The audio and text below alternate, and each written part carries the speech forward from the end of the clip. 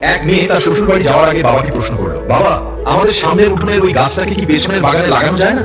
তখন মেয়েটির বাবা তাকে উত্তর দিয়ে বলল, ওই গাছটা হলো 4 বছরের পুরনো একটা গাছ, এটা এখন অন্য কোথাও লাগানো একদমই সম্ভব না। এখন যদি এই গাছটাকে অন্য কোনো জায়গায় নিয়ে লাগানো হয় তবে সেটা নতুন মাটিতে নিজেকে মানিয়ে নিতে পারবে না এবং গাছটা মরে যাবে। নিজের বাবার মুখে এই কথা শোনার পর মেয়েটা তখন হাউমাউ করে কাঁদতে কাঁদতে বাবাকে বলতে লাগলো, আচ্ছা বাবা, একটা কথা বলো তো, 4 বছরের একটা পুরনো গাছ যদি অন্য জায়গায় নিজেকে মানিয়ে নিতে না পারে, নতুন মাটিতে নিজেকে একদমই বাঁচিয়ে রাখতে না পারে, তাহলে আমি তো তোমার এই ঘরে 20 বছরের পুরনো একটা মেয়ে।